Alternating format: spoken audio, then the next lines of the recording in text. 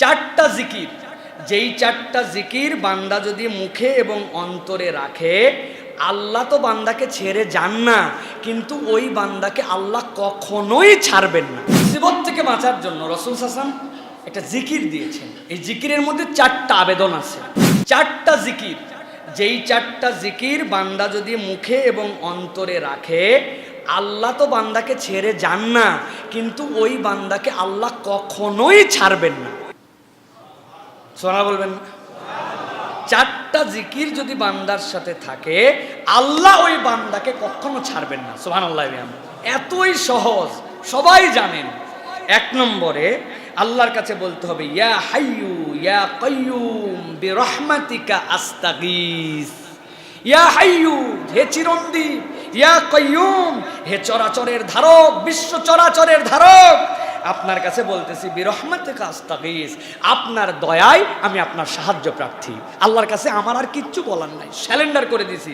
দুই নম্বর, লা ইলাহা ইল্লা আনতা সুবহানাকা ইন্নী কুনতু মিনাজ জালিমিন। তিরমিজির হাদিসের মধ্যে আসছে, কোন বান্দা বিপদে এই দোয়া পড়লে সাহায্য করা আল্লাহ নিজের প্রতি তার ওয়াজিব করে নেন।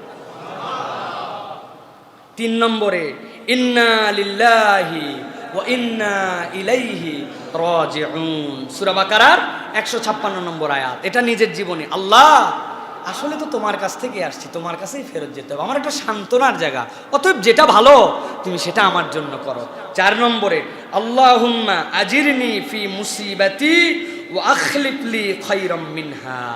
এটা আমরা অনেকেই জানি না। আল্লাহর কাছে বলতে হবে, আল্লাহুম্মা আজিরনি ফি মুসিবাতি, আল্লাহ আপনি আমার মুসিবত থেকে আমাকে পরিত্রাণ দেন, ওয়া আখলিফ লি খায়রাম মিনহা, আর পরিত্রাণ না দিলে আমার কিছু করে না, আপনি এর থেকে ভালোটা আমাকে দিয়ে দেন, এটার দ্বারা যে কষ্ট হয়েছে এই কষ্টের বিনিময়ে আমাকে দিয়ে দেন। সুবহানাল্লাহ।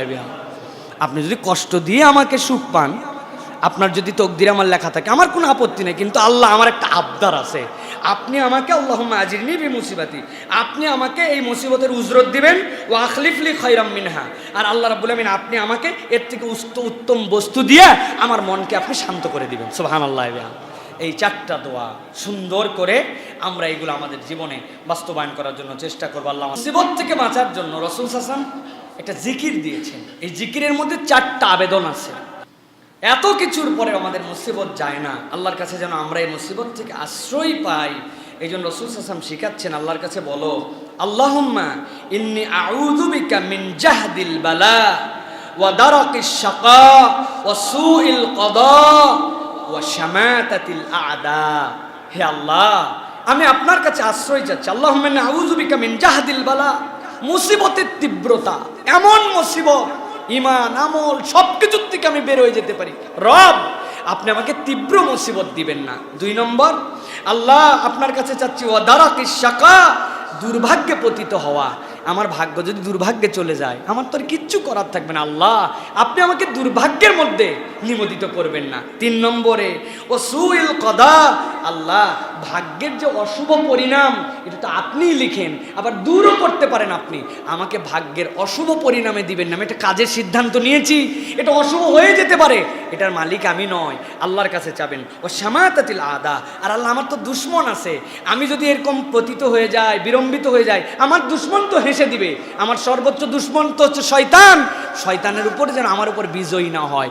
বান্দা যখন আল্লাহর কাছে বারবার বলে, আল্লাহুম্মা ইন্নী আউযু বিকা মিন জাহদিল বালা ওয়া দারাকিশ শাকা ওয়া সুইল কদা ওয়া শামাতাতিল আ'দা, আল্লাহ এই দোয়া কবুল করে ওই বান্দা তীব্র বিপদ দূর করে শয়তানের উপর তাকে বিজয় দান করে দেয়।